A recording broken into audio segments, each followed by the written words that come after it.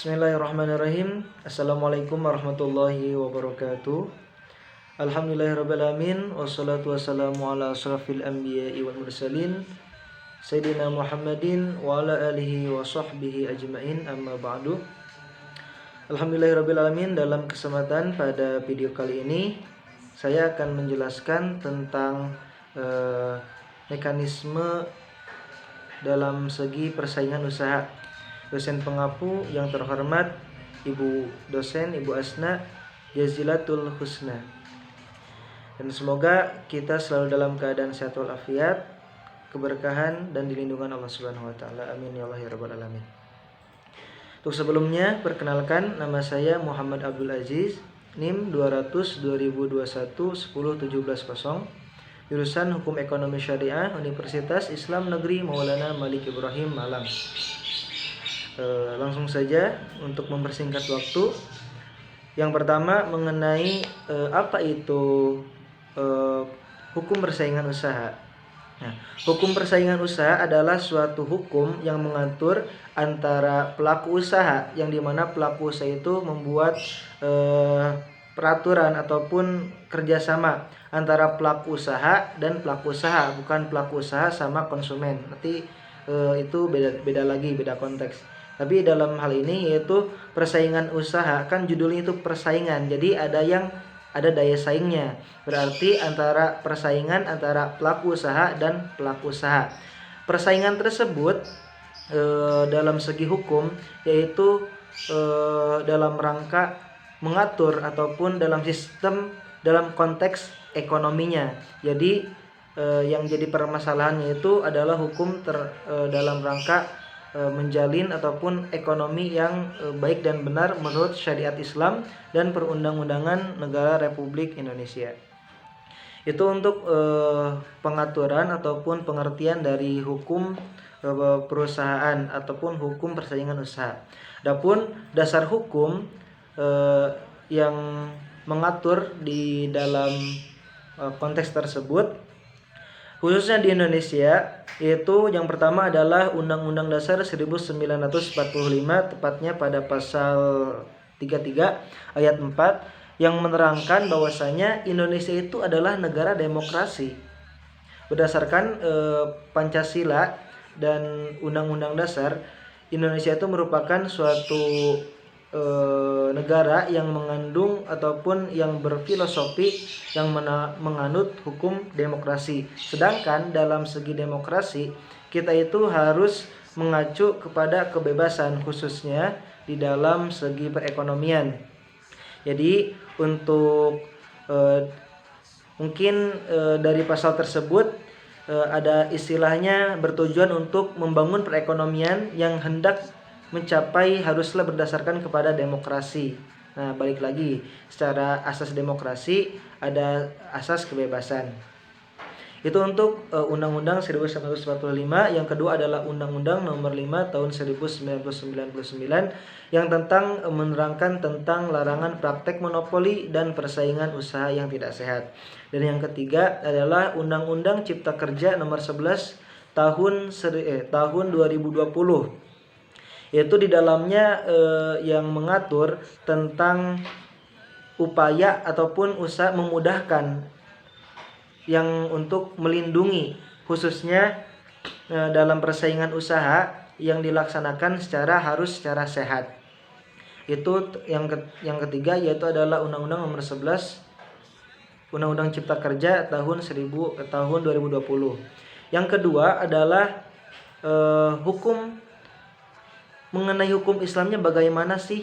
Nah, di dalam hukum Islam ataupun terkait dalam persaingan usaha, mungkin saya mengambil konteks dari suatu ayat suci Al-Quran, yaitu terdapat dalam surat Al-Baqarah ayat 168 yang berbunyi, Ya ayyuhan nasu kulu mimma fil ardi halalan thayyiba wa la tattabi'u khutuwatis syaitan innahu lakum aduwwum mubin.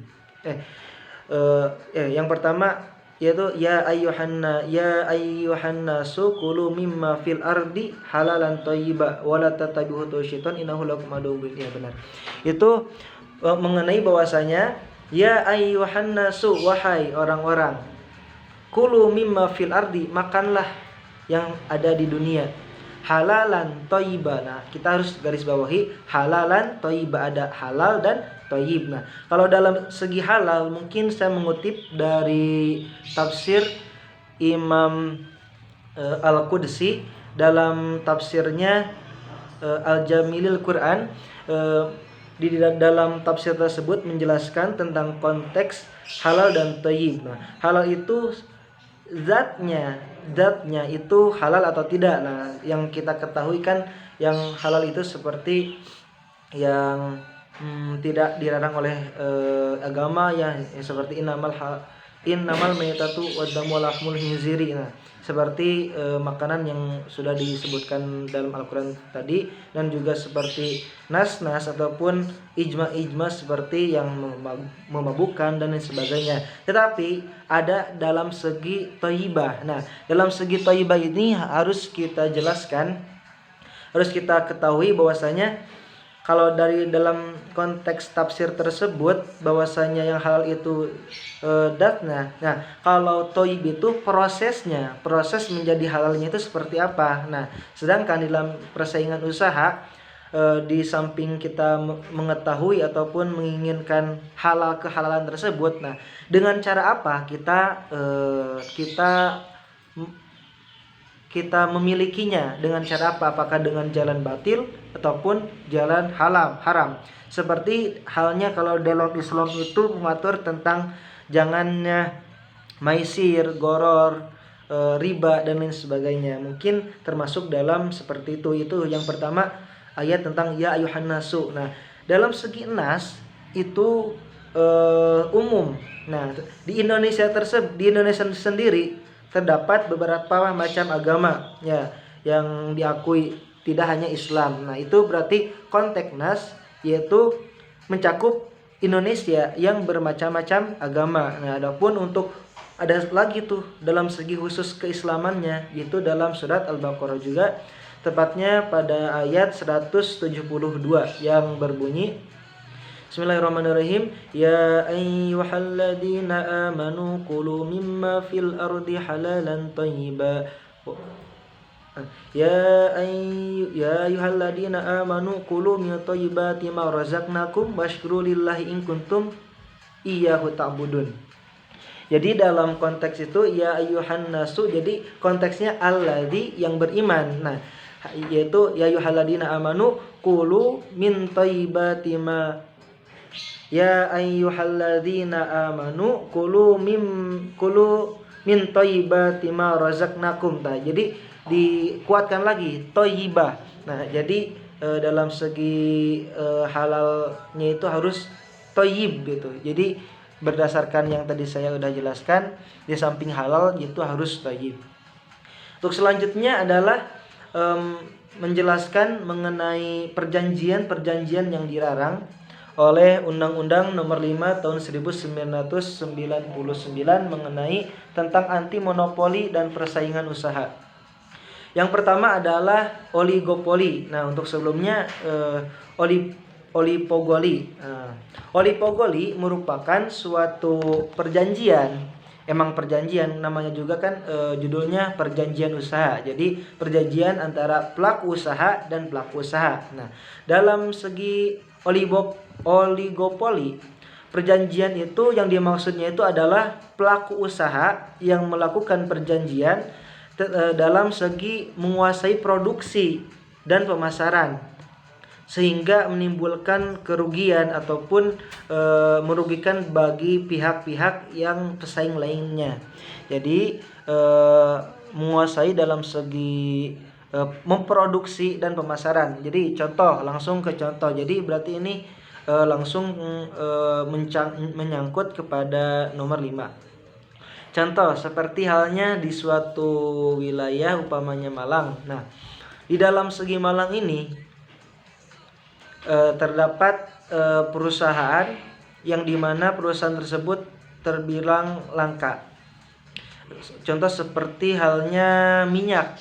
Nah, minyak tersebut umpamanya didominasi oleh perusahaan yang saling kerjasama dan menimbulkan kerjasama, bahwasanya jangan ada pesaing lagi. Kita harus memperkuat perusahaan tersebut dengan cara menguatkan dan dalam segi menguasai pasar. Tidak, bahwasanya di Malang tidak akan ada lagi pesaing-pesaing lainnya. Itu untuk oligopoli. Untuk rule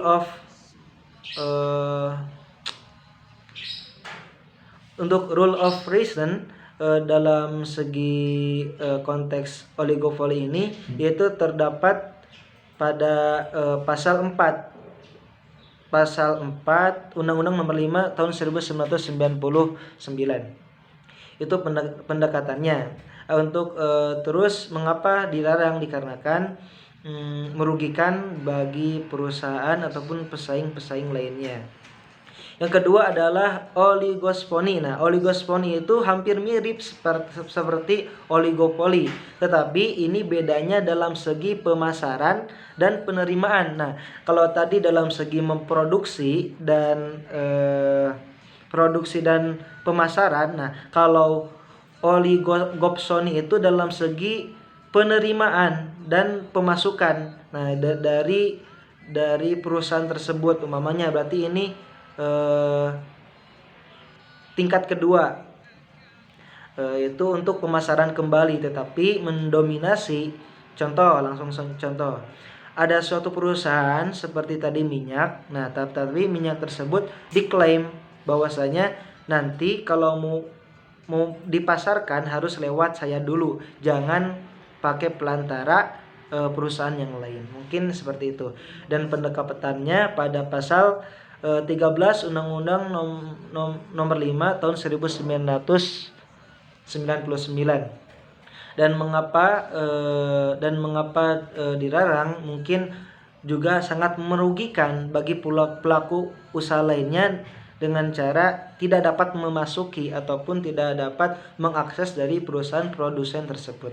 Yang ketiga adalah perjanjian dalam penetapan harga. Contoh seperti kita mempunyai bekerja sama dengan pelaku usaha tersebut. Umpamanya saya di Malang, umpamanya yang terhormat Ibu Asna di Batu. Nah, sama-sama dalam segi pemasaran itu memproduksi sebuah minyak. Nah, di dalam perjanjian tersebut bahwasanya kita samakan aja harganya, supaya di harga di kabupaten itu lebih tinggi, kita lebih murah, otomatis banyak yang ke kota. Nah, jadi penetapan harga sama gitu antara Malang kota sama Batu. Nah, mungkin seperti itu. Yang kedua, yang selanjutnya adalah yang keempat adalah pembagian wilayah.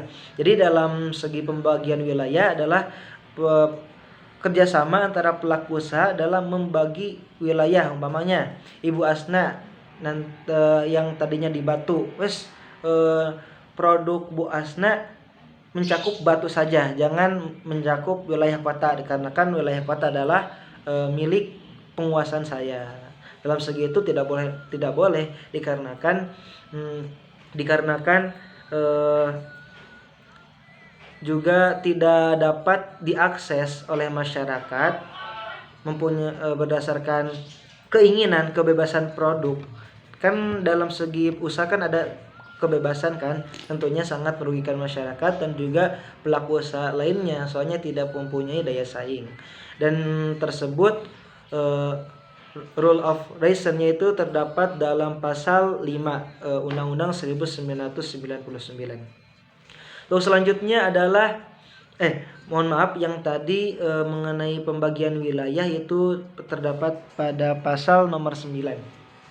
Yang selanjutnya adalah kartel. Mungkin ini nomor kelima. Kelima adalah kartel itu, bahwasanya kartel itu adalah suatu perjanjian dengan maksud untuk mempengaruhi harga dengan mengatur produksi dan pemasaran. Jadi dalam segi kita mengeluarkan produk, dan hubungan tersebut mempunyai kerjasama dengan pelaku yang lainnya, jadi diatur antara pemasaran dan produksinya itu diatur. kadang sedikit, kadang banyak. Tujuannya apa? Untuk mempengaruhi harga pasar supaya mendapatkan untung banyak juga. Tentu sangat merugikan khususnya bagi tingkat bawah lainnya, dikarenakan pelaku tersebut tidak dapat mengakses dalam segi waktu, berdasarkan waktu, jadi tidak menentu, jadi gimana atasnya ya. Jadi juga sangat meresahkan bagi masyarakat dikarenakan tidak dapat mengakses ataupun memiliki produk tersebut di waktu tertentu gitu. Dan pendekatan rule of reason ini terdapat dalam pasal 11 Undang-Undang Nomor 5 Tahun 1999. Untuk selanjutnya adalah trust. Itu merupakan perjanjian antara pelaku usaha yang membentuk gabungan. Nah, jadi pelaku usaha dan pelaku usaha mempunyai usaha masing-masing tetapi membentuk suatu gabungan perusahaan, membentuk suatu perusahaan, tetapi usaha tersebut, pelaku usaha tersebut tetap mempertahankan perusahaannya masing-masing, instansinya masing-masing. Jadi seperti halnya asosiasi lah. Nah, tetapi dalam gabungan tersebut mempunyai tujuan yang sangat tidak boleh, yaitu bertujuan untuk mengakses produksi dan pemasaran ataupun mengatur sehingga menimbulkan monopoli. Jadi usaha tersebut dimonopoli, bukan usaha, wilayah ataupun produksinya itu dimonopoli. Berarti langsung mencontohkan itu. Jadi seperti halnya contoh monopoli seperti yang kita ketahui bahwasanya tidak ada yang mempunyai daya saing dan lain sebagainya, dikarenakan pelaku usaha dan pelaku usaha itu membuat suatu asosiasi dan mana tersebut kan akan lebih besar. Nah, jadi perusahaan tersebut dapat menghandle semua perusahaan-perusahaan kecil seperti halnya pengiklanan dan lain sebagainya. Khususnya dalam hal ini bertujuan untuk mengetahui, mengatur juga produksi dan pemasaran. Yang nana rule of reason ini diatur ataupun pendekatannya dalam pasal 12 Undang-Undang Nomor 5 Tahun 1999. Terus selanjutnya adalah integrasi vertikal. Nah, integrasi vertikal ini yaitu merupakan suatu perjanjian untuk menguasai produksi sejumlah produksi tertentu, yaitu hasil pengelolaan atau proses lanjutan. Jadi hampir sama seperti halnya tadi itu proses menguasai produksi, yaitu oligopoli. Tetapi di sini itu dalam hal tertentu gitu. Jadi seolah-olah mereka, tetapi yang tadi itu kan pusat kan, produsen kan. Nah, kalau integrasi vertikal ini mungkin dari pihak dari circle kedua yang ingin memasarkan. Nah, tetapi dalam segi produk-produk tertentu. Jadi produk tertentu itu dihandle bahwasanya harus diatur pengeluaran dan segi pemasarannya oleh pelaku usaha tersebut. Itu mungkin maksud contohnya. Dan pendekatan rule of reason ini pada pasal 14 Undang-Undang Nomor 5 Tahun 1999. Terus selanjutnya adalah perjanjian tertutup. Nah, perjanjian tertutup ini adalah perjanjian antara perusahaan yang tertutup. Jadi tidak dapat diakses oleh orang lain. Contoh seperti Ibu Asna mempunyai perusahaan, saya punya perusahaan, tetapi mempunyai perjanjian tertutup. Nah, perjanjian tertutup otomatis kan kita tidak dapat mengakses. Tetapi dalam inti perjanjian tertutup ini mengandung perjanjian yang dilarang seperti halnya yang tadi penguasaan pasar, monopoli, terus kartel dan lain sebagainya. Mungkin bisa mencakup semuanya. Dan dalam perjanjian tertutup ini diatur dalam pasal 15, undang-undangnya sama, tahun Undang-Undang Nomor 5 tahun 1999. Dan yang terakhir adalah perjanjian dengan pihak luar negeri, yaitu suatu perjanjian dengan pihak luar negeri tetapi khusus gitu. Perjanjiannya tersebut mengakibatkan terjadinya praktek monopoli, seperti halnya mengatur jalannya akses keluar masuk harga barang, terus penyediaan langka, terus sepertinya tidak boleh mengirimkan kepada produsen lain sebagainya. Jadi tidak dapat pelaku usaha yang lain itu tidak dapat bersaing dikarenakan sudah terjalin rantai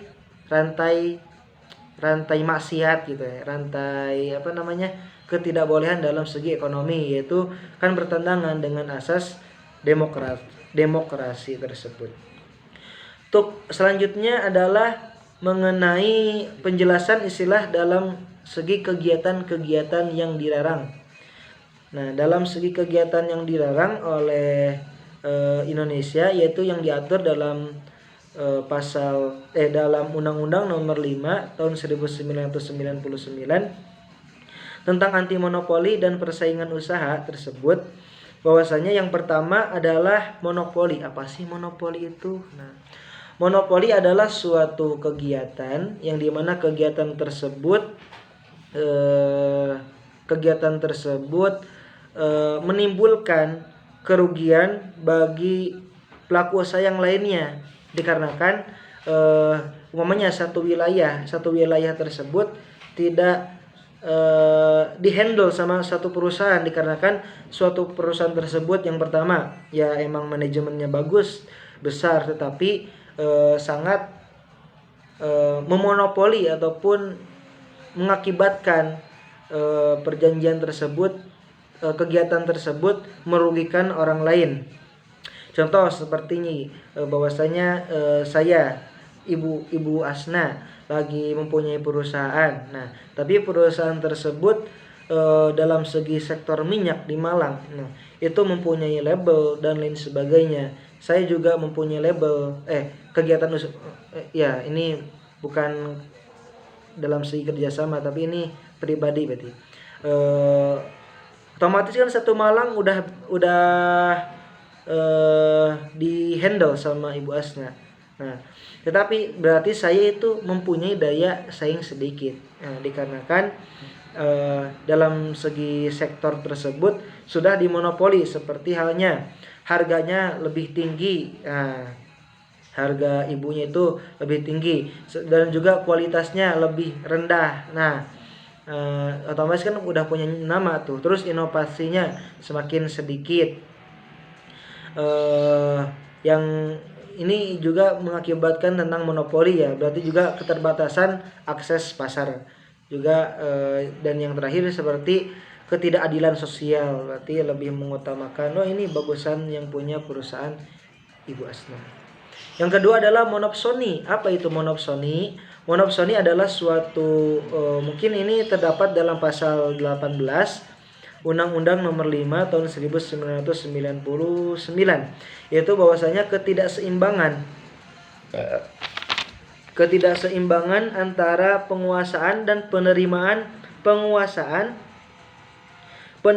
pasukan. Jadi pembelinya itu tunggal ya. Jadi monopsoni itu seperti halnya tadi ya,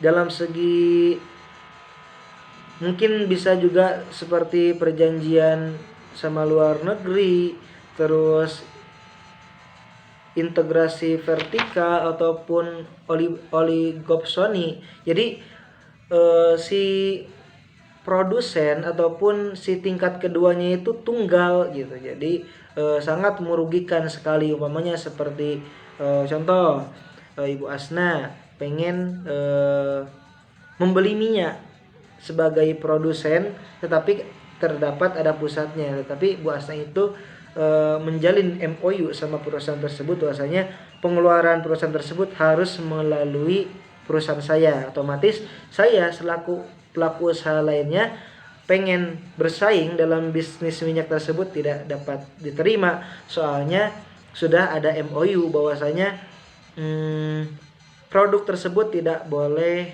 dipasarkan selain dari perusahaan Ibu Asna. Dan yang ketiga adalah penguasaan pasar. Nah, dalam segi penguasaan pasar juga hampir mirip sama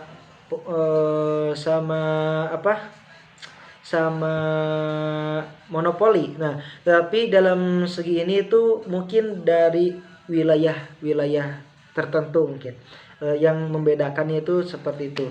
Jadi kalau dalam segi penguasaan pasar, umpamanya pasarnya itu di Noyo lah. Nah, perusahaan tersebut di Dinoyo. Nah, Ibu Asna selaku pelaku usaha, langsung ke contoh berarti ya. Contoh, terus Ibu Asna tersebut menetapkan penguasaan pasar, produknya sama saya, jualan minyak. Nah, tetapi minyaknya juga sama. Nah, tetapi ada segi ketidakbolehan dalam kegiatan tersebut, seperti halnya harganya yang rendah. Jadi harganya itu direndahkan dikarenakan supaya menjalin ataupun mempunyai minat dari pembeli masing-masing. Yang kedua adalah keterbatasan pesaing. Nah, yaitu terbatasnya juga persaingan di pasar Dinoyo tersebut. Jadi yang terkenal adalah merek Bu Asna. Jadi semua yang beli minyak adalah ke Bu Asna, bukan ke saya. Yang kedua adalah rendahnya produksi dan inovasi. Nah, jadi dalam segi ini berarti dari pusatnya itu langsung ke Bu Asna, otomatis saya juga tidak dapat mengakses dari perusahaan tersebut.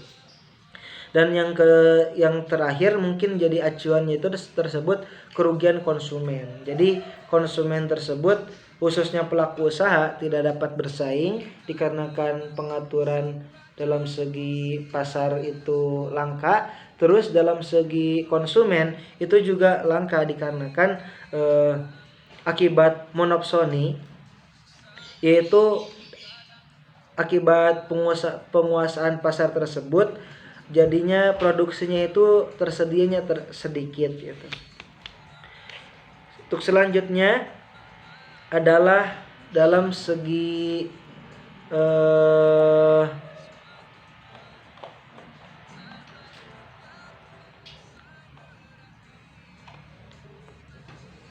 persengkongkolan. Nah, dalam segi persengkongkolan juga tidak boleh, umpamanya seperti persengkongkolan itu kan antara pelaku usaha dan mungkin pada konsumen. Nah, jadi seperti halnya contoh, mungkin ini melaku pada pasal 25 ayat 2 tentang yang menyatakan bahwasanya salah satu pelaku usaha yang berkelompok pelaku usaha memiliki posisi dominan, ya. Itu berkaitan dengan posisi dominan, yaitu persengkongkolan. Yang dimana persengkongkolan tersebut menimbulkan kerugian entah bagi konsumen ataupun bagi pelaku usaha lainnya. Mungkin seperti halnya persengkongkolan mengenai pemenangan tender ataupun rahasia perusahaan pesaingnya. Gimana, woi? Itu pesaing usaha tersebut gimana sih? Seperti kalau kita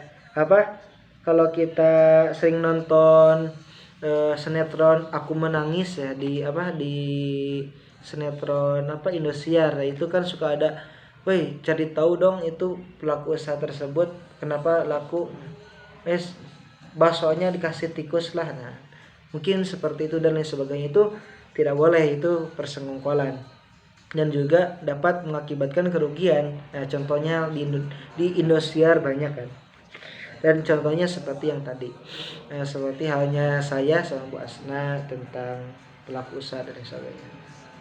Untuk yang terakhir adalah dumping. Apa itu dumping? Dumping adalah adalah suatu kegiatan usaha ataupun ya kegiatan yang mana dumping itu menjalin hubungan internasional dengan pihak luar negeri. Tetapi dalam hal ini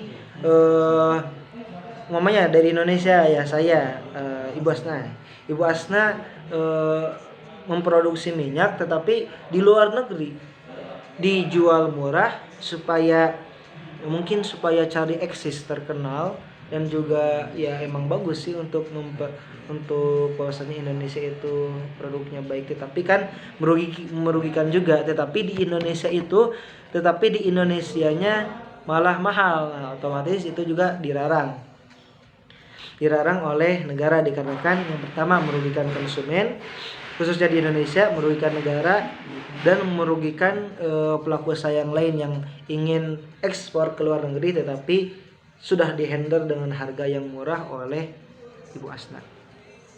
Itu untuk dumping ya. Untuk yang keempat adalah diskriminasi harga. Ini diskriminasi harga itu adalah satu lagi diskriminasi harga itu mengenai kebijakan yang dimana penjual membebankan harga untuk setiap pelanggannya itu ataupun per kelompoknya itu berbeda.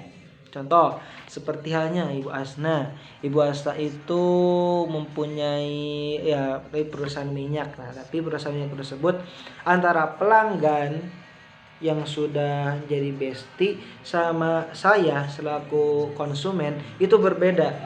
Umpamanya seperti yang selaku yang suka ke pasar, yaitu bahwasanya suka dikasih harga yang murah tapi harga saya mahal. Ini juga menggunakan pendekatan fair sale legal, yaitu yang terdapat dalam undang-undang.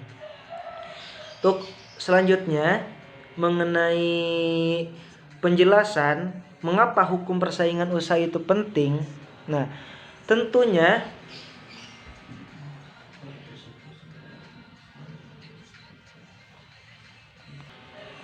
selanjutnya harus dikasih contoh. Mungkin itu nomor pertanyaan nomor 1 sampai nomor 4 itu insya Allah sudah saya kasih contoh, tetapi dengan pendekatan logika, dengan pendekatan apa yang saya pahami, bukan lebih ke cenderung ke permasalahan yang sudah ada. Dikarenakan untuk menganalisis kita juga harus tahu dalam segi mekanisme kehidupan itu seperti apa. Nah, itu mungkin udah mencakup nomor kelima. Dan pertanyaan yang terakhir mengenai penjelasan mengapa hukum perusahaan itu penting untuk dipelajari. Nah, mungkin khususnya bagi kita selaku mahasiswa di jurusan hukum ekonomi syariah, kita mempunyai suatu tuntutan, mungkin mempunyai dua tuntutan. Yang pertama adalah ketuntutan mengetahui dalam segi mekanisme pasar itu bagaimana, yang baik itu bagaimana, dan lain sebagainya. Dan yang kedua adalah cara mengamalkan, mengaplikasikan, dan menerangkan kepada masyarakat selaku kita sarjana hukum di bidang ekonomi. Wah, ini itu boleh, ini itu tidak boleh. Nah, itu kan juga seperti sarana dakwah. Nah, untuk sarana dakwah kita, dan udah diatur tuh, ada kan hadisnya bahwasanya kita itu harus berdakwah itu dalam segi agamaan. Dan juga saya mengutip dari suatu hadis bahwasanya mungkin atau Al-Qur'an, dan juga mengutip juga dari perkataan Sayyidina Umar dalam suatu kebijakan ekonomi yang intinya seperti ini. Hubungan antara hablum minallah itu hablum minanas itu lebih luas daripada hablum minallah. Nah, di dalam hablum minallah ini kan kalau kita mempunyai permasalahan, kita taubat, kita curhat saja sama Allah. dengan cara sholat, zikir, banyak-banyak banyak-banyak amal soleh dan sebagainya. Dan kalau hablum minanas, kita mempunyai permasalahan tuh sama orang. Maunya Ibu Asna. Ibu Asna, saya itu mempunyai salah. Minta maaf ke Ibu Asna. Tetapi sama Ibu Asna kadang dikasih maaf, terus ataupun tidak dikasih maaf. Nah, kalau dikasih maaf, kan kita tidak tahu hatinya itu bagaimana, dan mekanisme perlakuannya juga akan berbeda, itu bagaimana. Khususnya dalam segi ekonomi, barang, harta, makanan yang haram yang kita konsumsi itu kalau udah menjadi dagingnya itu wajib digodok, wajib dibakar, wajib melebur di dalam api neraka. Sedangkan yang namanya daging itu nyatu, tidak dapat dibeda-bedakan. Oh ini haram, oh ini halal. Jadi tidak dapat dibeda-bedakan. Jadi pentinglah kita sebagai khususnya mahasiswa yang akan berkecimpung dan akan menerangkan kepada masyarakat itu, oh ini haram, oh ini halal. Jadi untuk menerangkan bahwasanya pentinglah, dikarenakan ditakutkan terkena dalam kutipan tersebut bahwasanya barang sedikit pun yang haram yang menjadi daging wajib diatur, wajib melebur, wajib masuk ke dalam api neraka.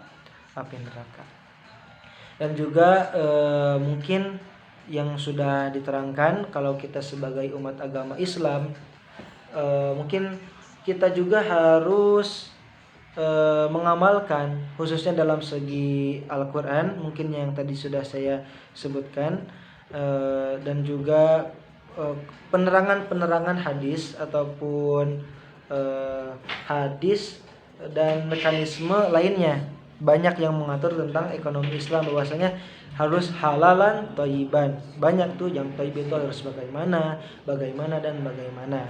khususnya dalam segi halal. Nah, terus dalam segi kewarganegaraan, kita harus cinta produk-produk Indonesia. Nah, intinya seperti itu. Tetapi dengan catatan kita harus berlaku pesaing dengan sehat, terus supaya untuk menimbulkan kesejahteraan dan perkembangan kemajuan ekonomi di wilayah Indonesia. Jadi supaya di Indonesia itu tersebut maju, sejahtera dan lain sebagainya, guna untuk tujuan yang sama, kan Bhinneka Tunggal Ika, yaitu sama-sama tetapi dalam satu tujuan. Mungkin itu saja yang dapat saya sampaikan. Mohon maaf bila dalam video ini banyak kekurangan, baik dalam segi pembuatan video ataupun dalam segi pengucapan ataupun dan lain sebagainya. Dikarenakan saya juga adalah manusia. Jadi untuk itu semoga teman-teman ataupun yang menonton video ini supaya tidak puas, dikarenakan supaya mencari lagi referensi yang lainnya. Baik, mungkin itu saja yang dapat saya sampaikan. Mohon maaf apabila banyak kekurangan. Sebelum saya tutup video ini, saya mengucapkan selamat Hari Raya Idul Fitri 1444 Hijriah. Minal aizin wal faizin, mohon maaf lahir dan batin. Dan juga ditutup dengan sebuah pantun, jalan-jalan ke Merjosari, jangan lupa beli jajanan. Cukup sekian presentasi pada hari ini. Mohon maaf bila banyak kekurangan. Itu saja yang dapat saya sampaikan. Terima kasih atas perhatiannya. Wallahu muwaffiq ila aqwamit thoriq.